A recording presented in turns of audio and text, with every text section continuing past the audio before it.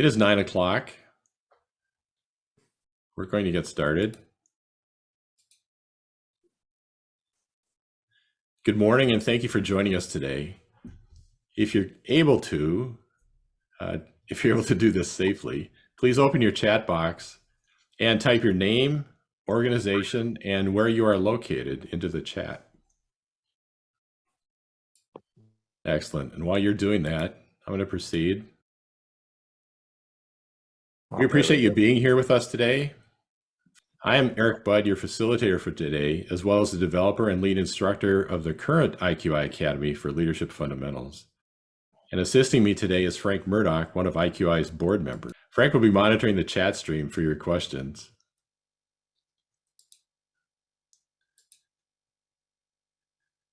And if you hear something that interests you and you want more information about it, please send me a note in the chat and I will send you material from the Academy about that topic. No sales pitch, I promise. At IQI, our mission is to inspire learning, share successes, and spark the energy and courage to lead our organizations to continually improve and innovate. We are a 30-year leader in teaching a system of profound knowledge.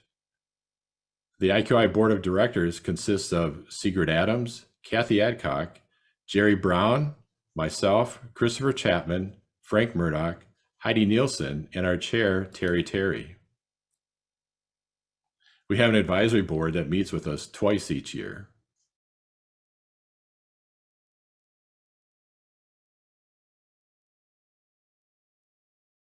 In our challenging work environment, employers and leaders are facing many difficult issues.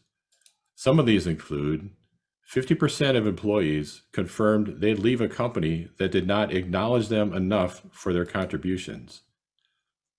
82% of employees say they want to play important roles in their companies. Only 1/3 of workers give their employers high marks for career development.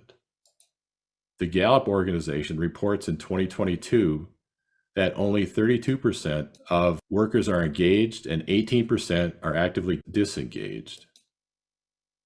American workers now spend a median of 4.1 years with their employers. Matthew Bidwell from the Wharton School of Management says it's super easy to see the cost of raising wages by $1. It's very difficult to calculate the cost of attrition. And historically, everybody who quits takes another job.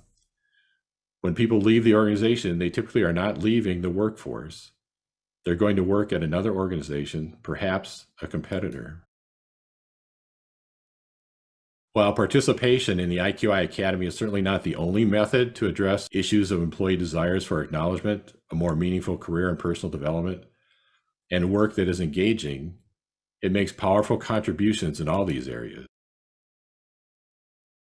When you are asked to participate in the IQI Academy, it is an acknowledgement by your leaders that they value your contributions to the organization, they support your career growth, and they recognize that you are capable of being a leader in the organization.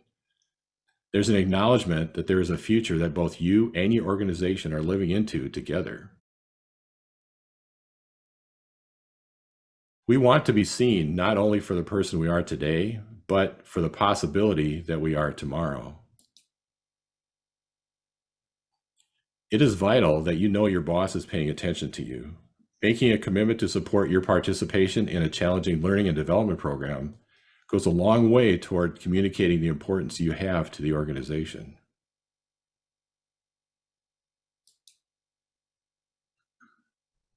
Training and development is a long-lasting method that organizations use to demonstrate their level of care and commitment to employees. Most leaders, no matter how experienced and skilled, are not able to personally provide all key development experiences for the people for whom they are accountable. Due to the demands of their roles, they may not even be attending to the development plans of the people reporting to them. Tom Peters, the author of In Search of Excellence, in his piece on Training is Capital Investment Number 1, asked leaders to run this experiment. Randomly stop an employee in the hall. Can she or he describe in detail her or his development plan for the next 12 months? If not, why not? If the answer is no, her or his boss should be sternly reprimanded ASAP. He writes, I would say fired, but you might accuse me of over-the-topism. 68% of workers say they would stay with their employer throughout their career if the employer made an effort to upskill them. 65% of workers said they would stay throughout their career if their employer made an effort to reskill them. As much as 40% of employees do not see a clear path to advance their careers. In the foreword to Richard Sheridan's book, Chief Joy Officer, Tom Peters writes, your principal moral obligation as a leader is to develop the skill set, soft and hard, of every one of your people in your charge to the maximum extent of your abilities. The top reason people managers have for recommending learning opportunities to their team members is they want to help the career growth of their direct reports. The Gallup organization has been tracking employee engagement in the US since the year 2000.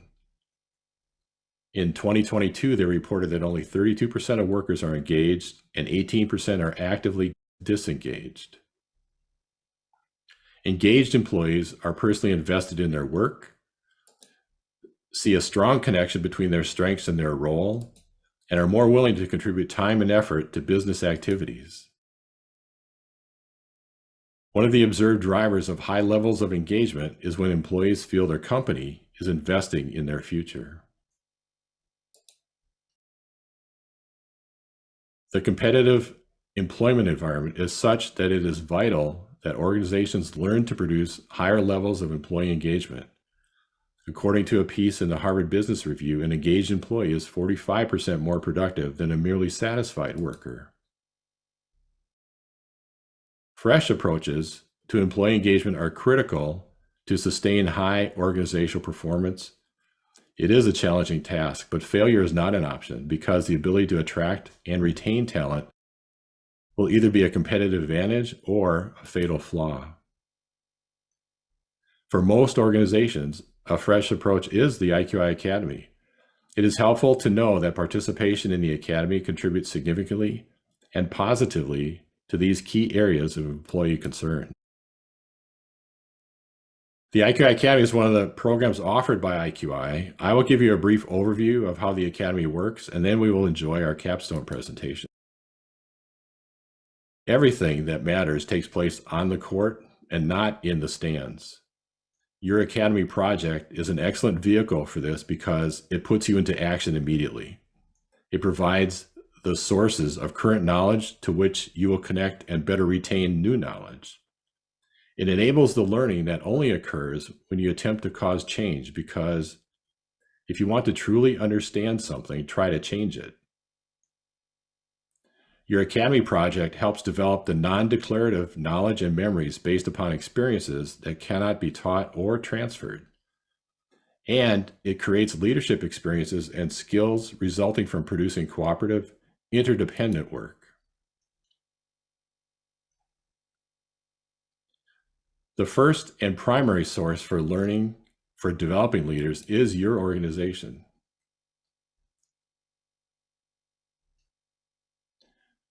Projects are selected from the work processes in which each participant works and upon which they have some influence.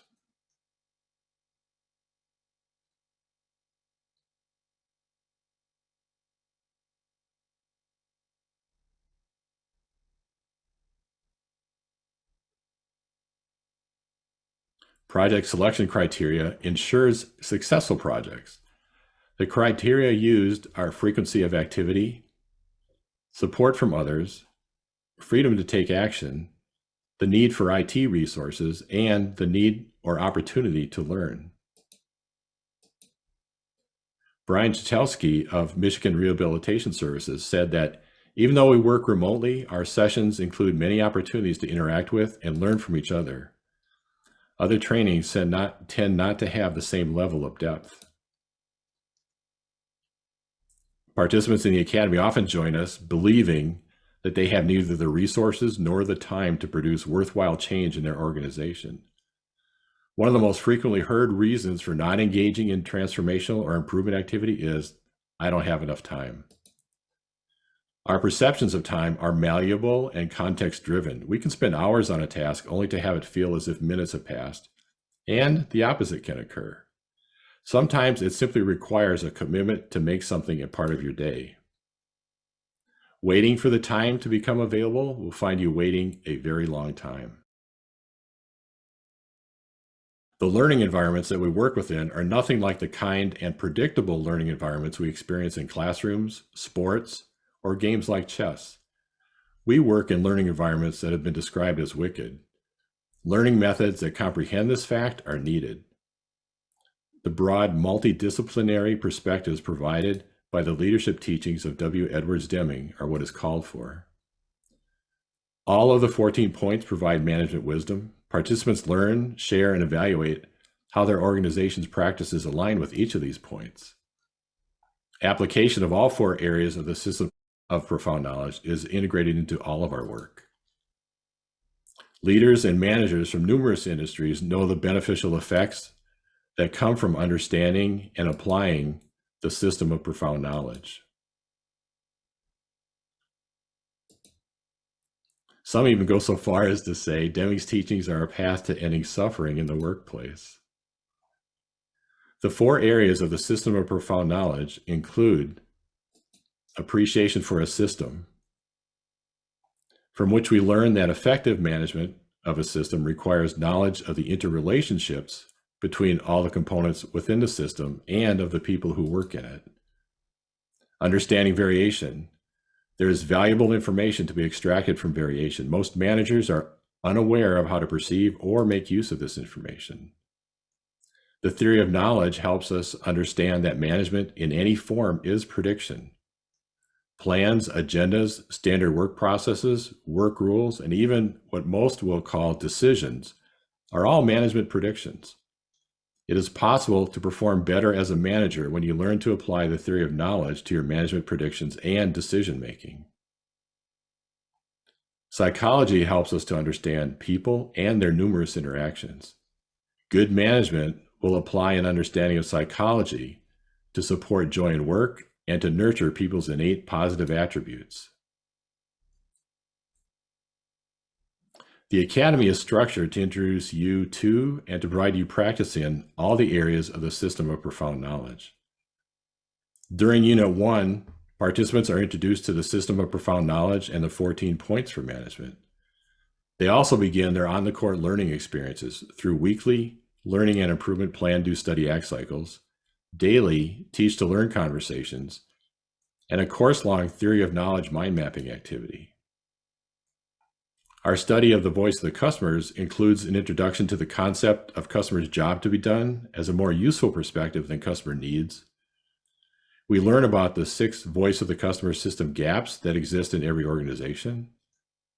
We explore each participant's chain of customers, which provides deeper understanding of how our work fits into the products and services that the organization delivers.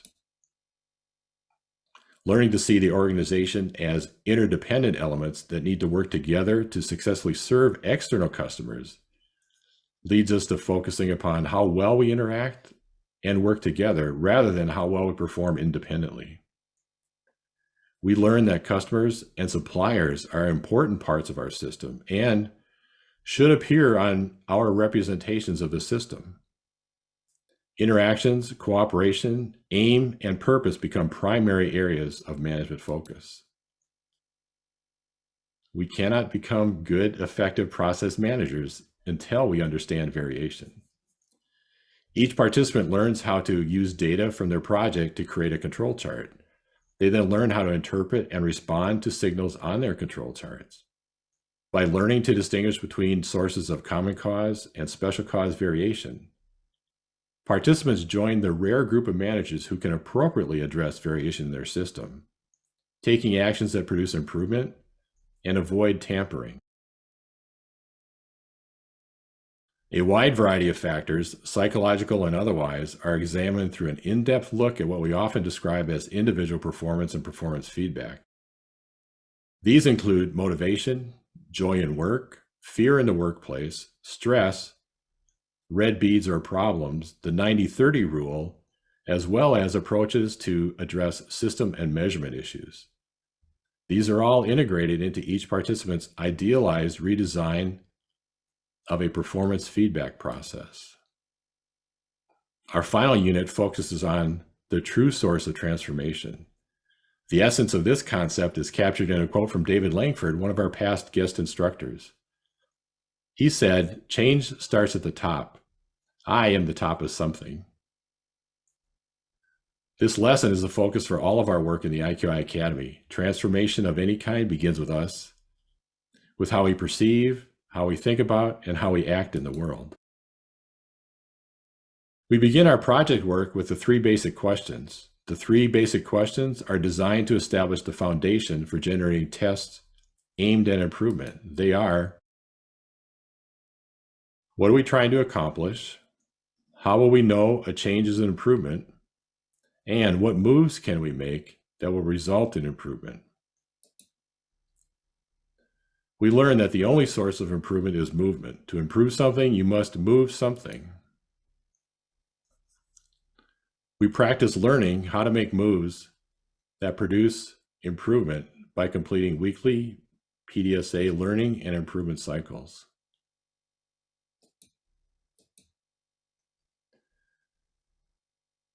PDSA cycles are one of the 3 most powerful on-the-court learning methods used in the IQI Academy. Participants design and run cycles with the intention of producing the learning that precedes improvement. We come to learn that at least 4 to 5 cycles are required before useful changes leading to improvement are produced. Our organizations are powerful, interconnected networks of people. In the Academy, participants begin to learn ways in which they can have a positive influence on those networks. Teaching as an individual learning method is well known. It supports the learning activities of retrieval, elaboration, and practice. There's an accumulated effect that participants experience from the daily practice of teaching what they are learning to at least 7 to 10 different individuals during each unit of the Academy. After teaching the morning's topic to someone in their work or social network, they follow up by documenting what they, the Academy participant, learned by teaching the concept. They also experience strengthened interpersonal relationships with coworkers. The organization's social network benefits from the new knowledge and exploration of ideas occurring each day. Individuals learn, and the critical mass required for organizational transformation grows.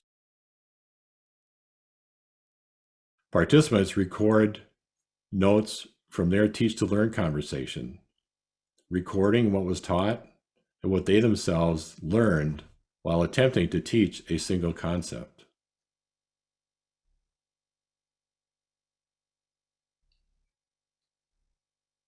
And even though our cohort is small in number in this current Academy, they have had a valuable influence on their organization through their many Teach to Learn conversations.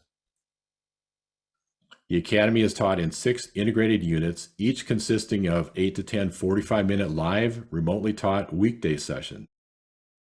Most units have some pre-work assignment, including developing and updating answers to the 3 basic questions.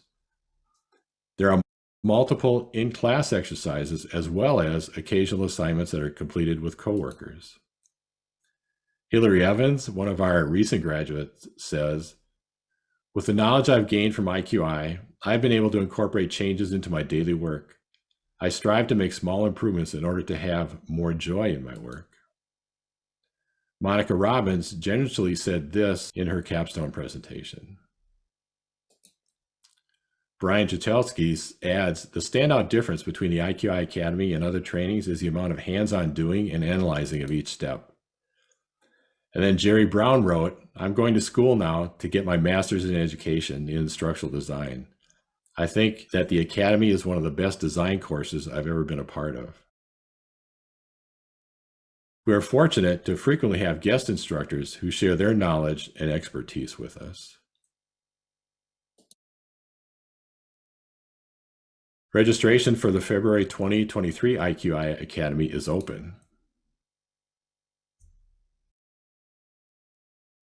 Our capstone presentations provide an opportunity for participants to report on how they have navigated the course, what they chose to learn, and what they're committed to doing after their Academy experience. This is our sequence of presenters today.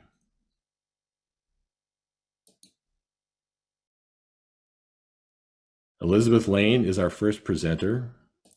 Good morning, Elizabeth. Good morning. All right, so I am Elizabeth Lane and I work for LabCorp, and I did my project over microscheduling. And then onto my mind map over the theory of knowledge. The first thing I learned about mind maps was that you shouldn't underestimate the size of the paper you use. It's a little bit basic, but I very quickly found myself being super squeezed into the very edge of the margins. I also learned just how vital pictures or sometimes even scribbles can be in the diagrams. As I was looking over my mind map, I honestly didn't even think I would recall that information, but I did recall much more than I anticipated, and the recollection was more thorough when a picture was included there. For the actual theory of knowledge itself, I had never heard it described so black and white before that information is not actually knowledge. They're two separate things. I learned how much goes into gaining knowledge, and that to truly have knowledge, we have to form theories and base experiments off of those theories. We have to have a foundation, a knowledge of variation, and a knowledge of psychology. I also encountered several situations where these concepts overlapped. Some of these items belonged in 2 to 3 different categories with the spider web, but I only had room to connect it with one concept. A very simple example of that was one of the quotes we went over was knowing is harder than not knowing. And I put that into one category, but it honestly could have squeezed into any of the categories. For the 14 key principles for management, I really just want to highlight 2 of the different principles that applied pretty heavily to my project. The first one was to cease dependence on inspection to achieve quality. So when you have a company like LabCorp that is ruled by so many regulatory agencies, it's very easy to become reliant on those quality checks. And I had to totally change my thought process to make moves that would build quality into the process from the very beginning. And then the second one I want to focus on is improving constantly. So many times in my career, I've been put onto a project that has a very clearly defined starting and stopping point. So this was a pretty new concept for me to always look for ways to continuously be moving forward, on the exact same principle, just always moving. So for the system of management, when I originally thought of the system of management, I pictured a chain of management and command and structure because that's all I'd ever encountered. So it took quite a bit of effort on my part to start to see things differently. So, what is included in the system of management? Everything is. When I started actually piecing together the system of management, what was most interesting to me was that one of the most difficult aspects in putting the diagram together was including all of the support processes, because these are people that we work with hand in hand every single day, but I don't always know who I'm dealing with or even what they specifically do or are responsible for. So this allowed me to see how commonplace siloing is in the workplace, where we only kind of focus on ourselves. I had to really dig into our archives and our company's website to see and understand who our distributors and consumers were. Part of the problem I was having was understanding just how much overlap exists between these 2 categories for us. For example, if we present our data to a pharmaceutical company, they can do a couple different things. They can both distribute the data to regulatory agencies for approval and then ultimately, hopefully, distribute them to patients for use. But they can also consume our data to use in the formulation of similar compounds. There's a lot of overlap pretty much everywhere in the system.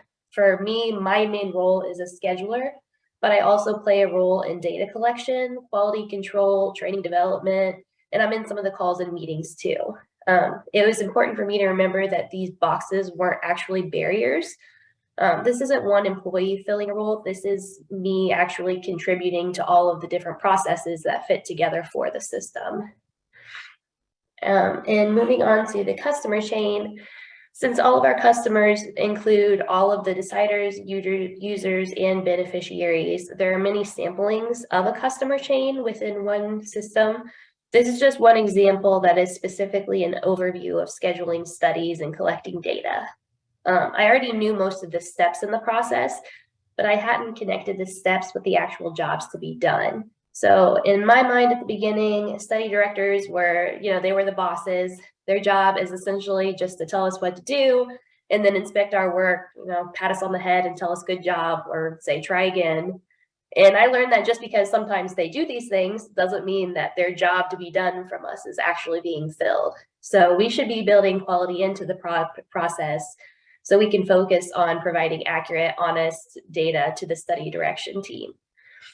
This process also isn't always a direct line. For example, I looked at my own project in two different ways. I was serving my internal customers or my technicians directly, and then I was serving my external customers or our clients indirectly by taking steps to ensure that the studies were completed accurately. By focusing on all of our customers, we can help to achieve our ultimate goal in LabCorp, which is improving health and improving lives.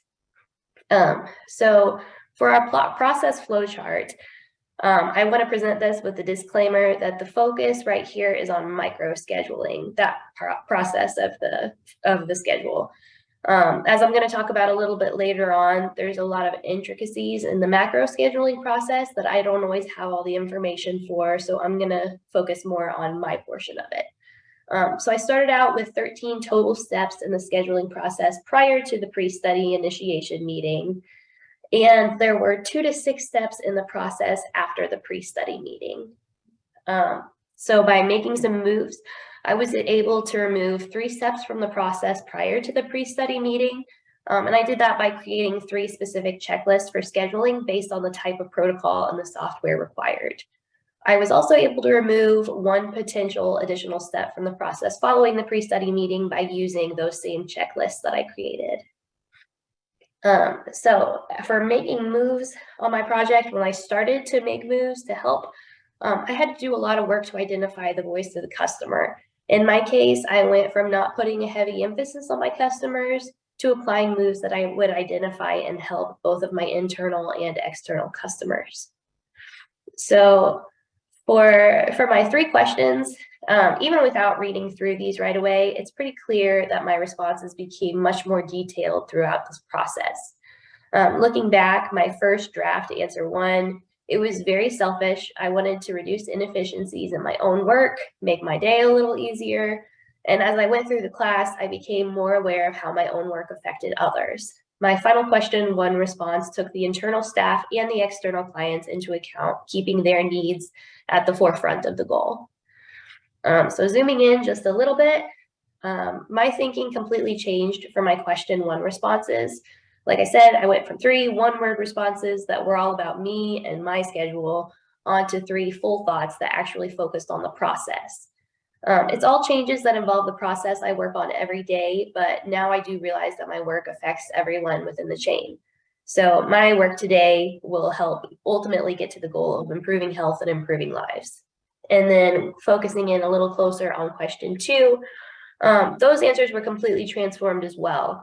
In the beginning, I just had 4 kind of short answers that were fully focused on my own time and catching errors, and quality was very reliant on inspection in the beginning. So by the end of all of the units, I had 12 very specific observable measures to know if change was an improvement. Each task here was focused on a step in the process itself and not focused on any one person, good or bad, just kept to the process. Within my PDSA cycles, our plan, do, study, act, the biggest problem or the biggest thing that I had to learn from within these cycles was the length of the planning phase and how long it takes. So my personality, I've just kind of charged full steam ahead into projects. So it was difficult for me to slow it down and make sure I was making a small enough move to actually make good predictions and to fully plan out the what, who, where, when, how, plan that out fully ahead of actually moving anything. So now at this point in time, I have run 11 PDSA cycles and I have learned a lot along the way. 5 of these moves were successfully implemented into the process, And I noticed I made the most progress when on the moves when I consulted other people and involved more people into the process. This was pretty difficult on my because so many of these moves only involved 1 or 2 people, but whenever it was possible, it definitely gained the most traction. Move number 5 was abandoned, and it was abandoned very hard. My theory was proved wrong, and it was just not an improvement at all. It actually added time into the process. And this was also my most highly anticipated move, and I learned that just because you want it to happen and you want it to work doesn't mean it will.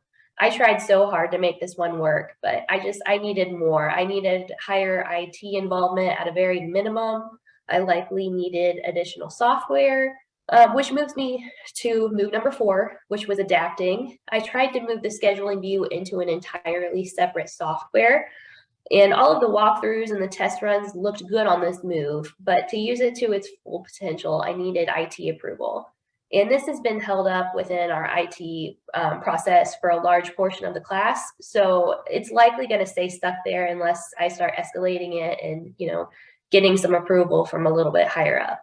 So it's kind of on an indefinite adapt until I can get approval from higher up the chain. 2 other cycles needing adapted were moves 7 and 8. I was able to run additional PDSA cycles on them to get to the point where I could adopt the move.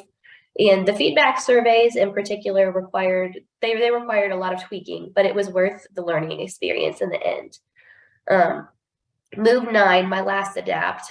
I would love to run another PDSA cycle on it. It was a dosing schedule. I learned there was a lot of potential with this move, but it needed more work. Since this was one of the last PDSA cycles I ran during the length of the class, time was the one thing I was kind of short on, so I will pick this move up again. And, just to kind of show that we are continuously moving to improve, I do still have 1 move pending. So I have 1 pending, I have 1 I want to adapt, so we're still continuously moving forward. So control charts, just kind of a quick overview. I have never done anything like this in my whole career. I didn't take statistics in high school or college. This was very new to me. And I really didn't think that my project would have data able to be plotted. And I was very resistant to push myself on this one, but I was very wrong. So I wanted to see where the largest holdups were in our scheduling process. But as this chart kind of shows, there was just too much data to be able to easily see and decipher. So I had to break it down into several control charts. And the first control chart will represent the delay in time our scheduling process takes from the study award to the macro schedule finalization being distributed. And for us, a macro schedule is just kind of a rough outline that helps us to coordinate dates with other groups. So on this chart, the y-axis represents time in minutes, and this one in particular ranges from 0 to 36 hours. One very important thing I learned when creating control charts is that the lower control limit cannot exist if it's a negative time. Saying it back, it sounds kind of basic, but that was a hang up that we got stuck on for a while. So it cannot exist in negatives. There were 3 instances showing special causes of variation. In this case, none of that data was bad necessarily, but it just showed it was unpredictable. Unfortunately, I do not have the data to be able to decipher exactly what was happening on these special causes. Many times the larger gaps, like that one all the way at the top, represent client changes, but I didn't have the concrete evidence to prove that in this case. So the next control chart is going to represent the delay in time of our scheduling process it takes from the macro schedule finalization to the micro schedule finalization. And a micro schedule is a layout of all study activities to be performed, including dates and times. The specification currently in place for us is that e-schedule, or what we call the micro schedule review, is complete prior to study activities or animal handling occurring. There were 2 instances showing special causes of variation. For the first special cause, these were studies scheduled during a slower time of the year in our department, and I was able to send these schedules out just much quicker than normal. For the next special cause, that was kind of way up there. This study had a lot of client requested changes between the macro schedule and the micro schedule being finalized. So it took some time getting that pushed out. My next graph illustrates the gap of time there is between the macro schedule being sent out and the technician's review of the schedule. This one is partly a quality check, but it's also to ensure that protocols are followed, so it exists prior to the product, which is data, being collected. Again, the specification limits currently in place is that the review is just complete prior to study activities.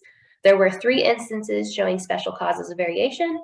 Every instance of special cause in this case had to do with just the normal ebbs and flow of how busy our study load was. So this last graph here illustrates the gap of time between the due date of the scheduled review by the technician and the actual time it was completed. The y-axis in this case represents time in minutes again, up to 42 hours this time. The control lines were reanalyzed after changes from the PDSA cycle were implemented. So in this case, it was hard scheduling time for technicians to review. The system was in a state of control prior to the changes, but the control limits needed narrowed down because we had missed some of our specification limits, which, just a reminder, was, reviewing prior to study activity being completed. There were in total 8 instances of the chart showing special causes of variation, which does mean that it's out of control still. So what happened? In this case of the graph, none of our negative values, which indicate late, fell out of specification limits. So eSchedule was still reviewed prior to animal handling. There was one case of a forgotten due date, but it still fell within the specification dates. And the rest of the schedules were reviewed on time, but the email was sent a little bit later in the day just due to workload. They had to get back to work. For the positive values out of control, the techs found extra time in their schedule to complete the review early. This also falls within our specification limits because there is no cap on early reviews. So everyone learns at in their own pace. Some aspects of this class I understood right away, and others not so much. They were hard for me. Deming does say that a leader of transformation and managers involved needs to learn the psychology of individuals, the psychology of a group, the psychology of society, and the psychology of change. And I finally grasped the boundaries of psychology on Tuesday of this week. So I was a little bit slower on that one. I have gained an entirely new perspective on my career. So I made the realization in the middle of the course that I was beginning to face some burnout I was beginning to face some burnout just due to the flow of the work. And my department was in the middle of a very busy season through the thick of this class, and it was frustrating me that I couldn't dedicate as much time to it as I wanted to. Through this class, though, it made me see things through a fresh lens and look at us, with optimism and with hope and actually see our potential and where we could go. I definitely have some new processes. I see all sorts of area for improvement that have little to no data collected, and the options are pretty endless to start plotting out control charts and making improvements. I learned that teach to learns can be very intimidating, especially when asked to present to someone above you in management, but it is highly effective. Some of my best teach to learns resulted in brainstorming with management, so that was cool. I found that I learned most when I was presenting information that I was actually least clear or familiar on. Talking through it helped me to understand, and any gaps that Eric saw in my notes, he addressed those and kind of filled in the spaces I was missing. One of the quotes from class was "variation is life." I never really saw it that way before, but there is data and control limits, specification limits. There's that kind of information all around us, ready to be observed at all times. And this class was so introspective. I learned just as much about myself as I did about the system of management. For instance, I learned that I am a huge scaredy cat. There is so much fear that I had to push through for these assignments. Biggest one being a fear of public speaking, which is this. So that's pretty fun. There's a fear of actions being taken without approval. There's a little bit of a fear of inaction, fear of consequences when voicing your concerns to management. And that list just kind of goes on. And I never thought of myself as being a scared person. So that was interesting to see in myself.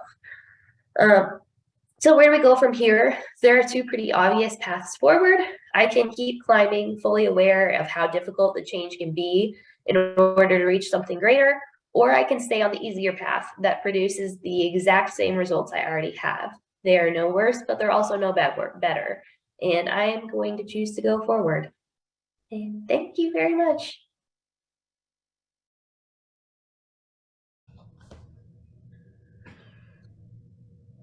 Thank you very much, Elizabeth. Our next presenter is Lisa Taitt. Good morning, Lisa. Good morning, everybody. I'm Lisa Taitt. I am a research assistant in preclinical oncology in Greenfield, Indiana from LabCorp.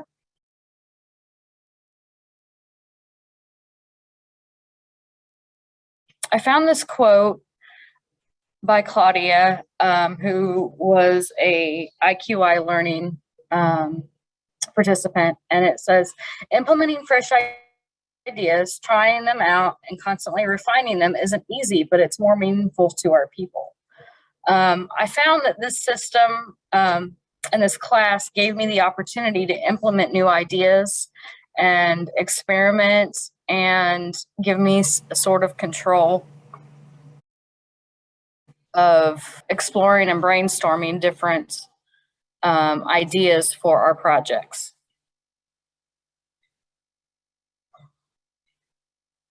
I learned that by creating the system of the broad scope of the animal operations of LabCorp, there are many components that work together to benefit the purpose or the aim of creating data for pharma companies. Each department is codependent on each other to produce data and research. When there are matters that need to be addressed in one area, the rest are affected. For example, supplies or animals that are back ordered from suppliers will affect when and how we run the studies. We depend on each other to complete our own tasks so that the ultimate task can be accomplished. When I looked at this system, I realized how many people and how much time goes into just one study, how many people are involved, how many backgrounds are involved, and how many departments are involved, and how one will affect the other. My customer chain, I work on an internal project that instills the idea that my customers are my team members in LabCorp. As I don't have an outside client, it's a project that we're working on inside LabCorp. And so as a team lead, I'm responsible for answering to all these customers who ultimately are my technicians, my study management team, my supervisor, and my director. By understanding what my director does 4 steps away from me does help me determine what I need to do in my area for a final product. I did know some of my customers as I worked with them daily, but farther away I reach, the more research I had to do on what job they had to do in my project. I found that each step evaluated the growth and the production of the studies in different ways, from a profitability output to a viability output of the actual tumor lines. Joy in work. I found that the concept of having joy in work is necessary. What we do is more than just waking up, clocking in and out. To be autonomous, have ownership and control in the workplace is exciting and very powerful. To be able to create, do for a higher purpose, such as finding a cure for cancer, creating a positive teamwork-based environment is essential to daily career life. My flowchart of the PDX project was 3 pages long originally. Through moves made in creating the new system, I was able to condense it and streamline the process. I created and used new flowcharts for the technicians to follow during the implant procedures that help guide each person to their task during the day. This tool helped visually map out ideas and directions of people and groups that needed to be made. This is the before picture of the flowchart of the implant procedure. The procedure took too long and fatigued the group and stretched out the day. This is the newly designed process that eliminated an hour and a half of work to be done in the implant. The quality of the fragments are preserved, and everyone has an equal portion of responsibility. There's no time lost waiting for the next step to occur. Each one is done simultaneously. We did several PDSA cycles to modify this process. I predicted moves and analyzed the data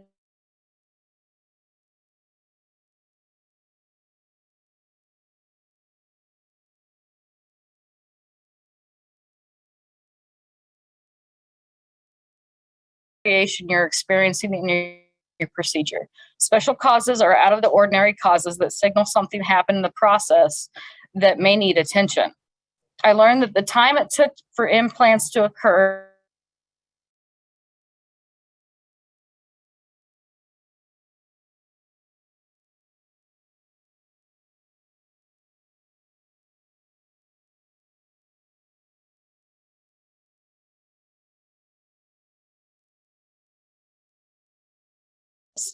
special cause doesn't connotate positive or negative items, but it shows a variation in the routine. We use this data to make a move to streamline the cryoarchiving during the regular passage implants and the moves we predicted to make my 3 questions. My 3 questions. Avoiding off-limit words. Off-limit words are words that are vague, like easier, faster, better. They don't specify what you're trying to do. My vocab seemed to be everything was an off-limit word. Eric and I went back and forth several times over what I could use as far as an off-limit word, and it was very challenging to come up with the right wording for me. Data measurements are essential to measure progress. Before the class started, our pre-work was coming up with answers to 3 basic questions about our project. As time went on, testing and moves through the PDSA cycle and analyzing the data show whether or not the move was worth accepting, adapting, or abandoning altogether. This is my 3 questions. This is my final product. What we tried to accomplish was, my original was just to make the project better. And of course, that was an off-limit word. So I had to come up with aligning the communication, organizing the implant day for technicians, and organizing the structure of the PDX program. How we know these changes are an improvement, I came up with 9 to 10 items to show how it was an improvement. And then on the next page, we were asked to generate at least 7 ideas for moves that we could test to see if they would produce improvement. I came up with 20. Each move was a complete PDSA cycle of its own complete with data to study to see if it would be successful or not. Prediction and planning comes first in the PDSA cycle. Small changes are studied at each step, looking at the data to evaluate the move and then deciding to accept or adapt or abandon the change.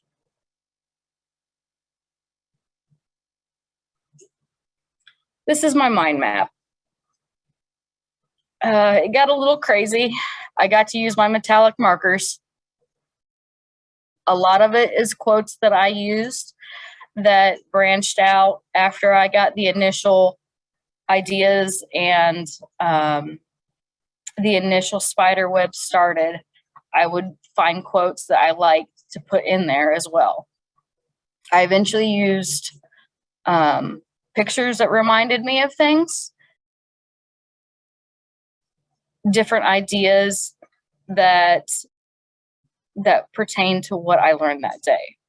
I could visually see how the theory of knowledge was interrelated and connected to sources. I could see how my understanding of it grew. I would be writing a quote or an idea that would strike me, and I love connecting it with other ideas and sources to pattern out my thinking.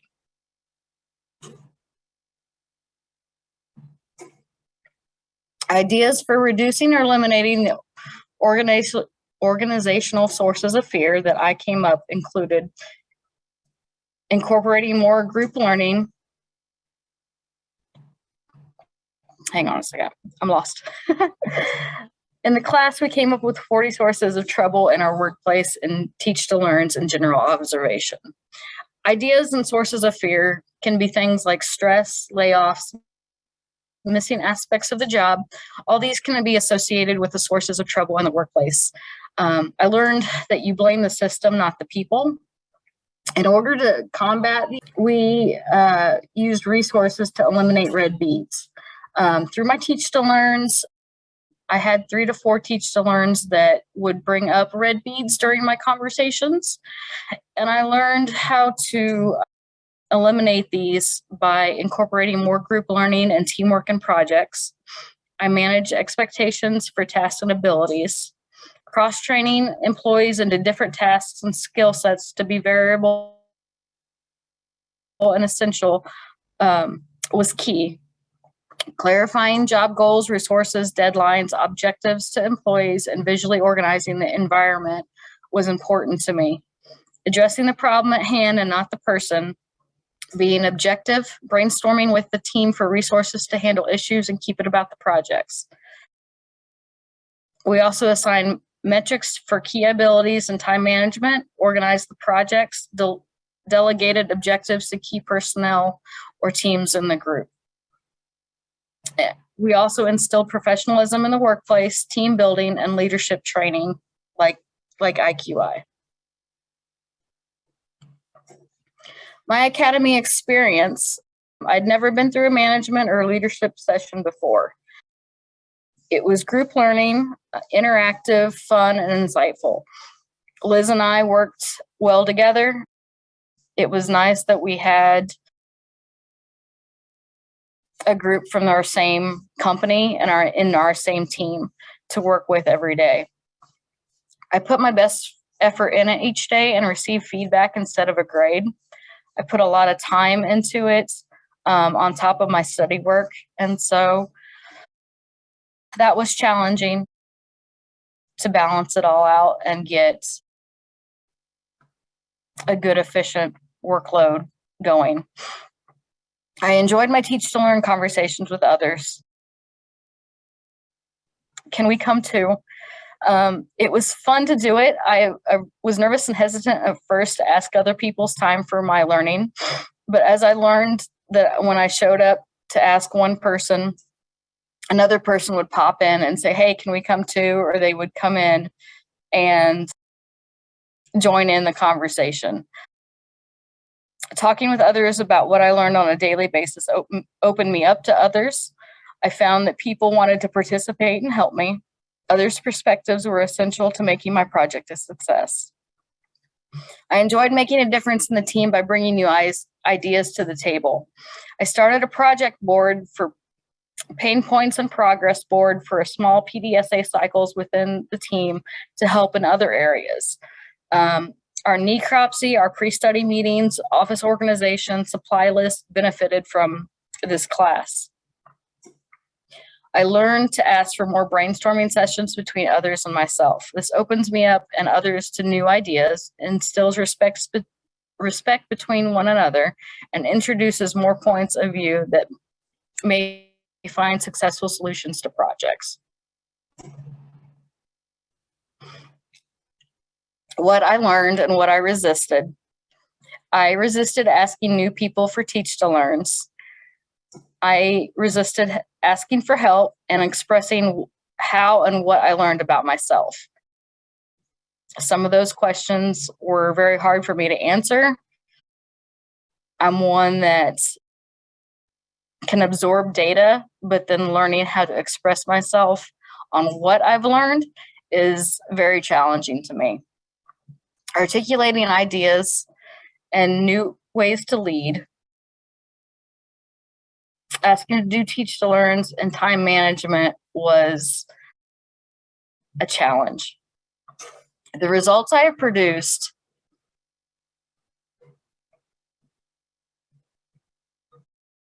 have changed the implant procedures greatly. We started with a disorganized room, long hours at the implants. Technicians had a lot of questions and were lost during the procedures and required a lot of leadership. And there was confusing communications in between study management technicians and myself. I aligned the communication for the staff through 3 basic questions. I created structure for the room's work area, and I organized technical tasks. I made 20 different moves, as I said before, to make the project improved. I produced 10 cycles of moves through the PDSA. I created new and visual Physical and visual changes to the room. I changed the implant procedures and I changed the communication avenues. So now we have an organized area. We have a 5S score system. There's a shorter time frame for implants. We have good, concise, clear communication for the whole team. And then the technicians have a direct workflow during the procedures. What's next? Eric wanted times and dates exactly for our learning, our projects, and our organizations. And at first I balked at this, but then I learned that it was essential to force myself to make time for myself. I'm going to explore 2 TED Talk videos from mentioned authors each Wednesday at 11 during lunch. I want to read The Invisible Gorilla and Brain Games from 4 to 4:30 every day. And then I'm going to create a reading list to continue learning from what has been said over the course. I'm going to continue 3 more PDSA cycles. I'm going to do more with the 5S activities, and I'm going to implement 3 questions and PDSA cycles in other study rooms in the next 6 weeks. Brainstorming sessions. Yeah, I want to thank everybody for showing up today. Appreciate your support and time over this last 4 months. Thank you very much, Lisa. That was great. I appreciate the contributions that you've made. And thank you to both of you for your good work. Both of your presentations represented the outstanding work and learning that you've done. And thank you for your commitment to making a difference that you've both demonstrated. In conclusion, we support this message from John F. Kennedy. Leadership and learning are indispensable to each other. One of the best ways to learn leadership is to lead. One of the best ways to develop future leaders is to give people opportunities to lead. Small-scale improvement projects are proven methods of identifying and developing the leadership capabilities of people at all levels of your organization. Dr. Deming was a classic example of a lifelong learner. I watched him make notes to himself about things he was learning as he taught his own 4-day seminars. He continued to learn until his final days. When we learn, we become a beginner again. I thank both of our presenters today, Elizabeth and Lisa, for putting themselves into the role of beginner throughout the duration of this academy. I commend their commitments to continuing to be learners and to making a difference in their organizations. I encourage you to acknowledge, develop, and engage the people in your organization by supporting their learning journeys through enrollment in the IQI Academy. You may register today for the next IQI Academy, which starts February 6th, by going to the IQI website, qualityandinnovation.org. And please feel free to contact me directly for more information. To our guests, I say thank you for joining us today and for being a part of this session. Please stay in communication, and we'll see you next time.